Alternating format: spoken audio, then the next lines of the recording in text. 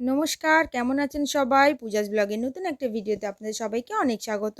তো সকাল হয়ে গিয়েছে, আমি সকালবেলা উঠে জল-টল খাওয়ার পরে এই যে পাখিকে খেতে দিয়ে নিলাম। পাখিকে খেতে দিয়ে আমি এই ঘরের এই বিছান-টিছান তুলতে চলে এলাম। তো বিছান-টিছান আমার তোলা হয়ে গিয়েছে।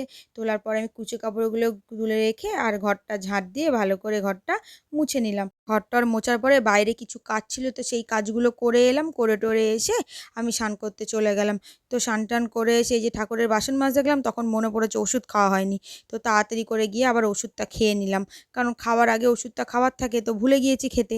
তো এই যে তাড়াতাড়ি করে পুজো-টুজো দিয়ে নিলাম। পুজো-টুজো দিয়ে নিলে আমি এখানেই আবার টিফিন করতে চলে এলাম।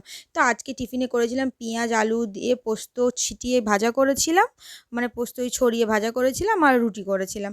তো এই পোস্ত আলু ভাজা খেতে আমার খুবই ভালো লাগে। টিফিনের ফটোটা পোস্ট করেছিলাম, তো অনেকেই সেখানে কমেন্ট করেছেন যে তাদেরও খুব ভালো লাগে।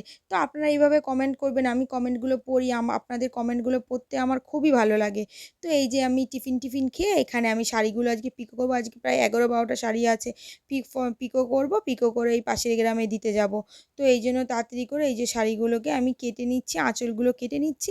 কেটে নিয়ে এই যে আমি পিকো করতে বসে গেছি। আর একটা পেয়ারা ছিল, তো পেয়ারাটাও কেটে নিয়ে বসেছি। কারণ এখন বেজে গেছে প্রায় ১১টার ওপরে। আর যেহেতু আমাকে ডাক্তার ১-২ ঘন্টা পর কিছু একটা খেতে বলেছে, তাই জন্য আমি চেষ্টা করি টিফিন খাওয়ার ১ ঘন্টা কিংবা ১.৫ ঘন্টা পরে ১টা-২টো ফল খেতে।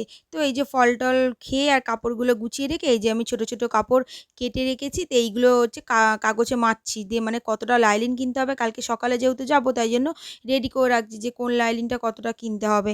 তো এই যে তারপরে এইগুলো করে প্যাকেট করে ঢুকিয়ে রেখে দিলাম। দিয়ে রেখে এসে আমি এই ব্লাউজটা করতে শুরু করে দিলাম।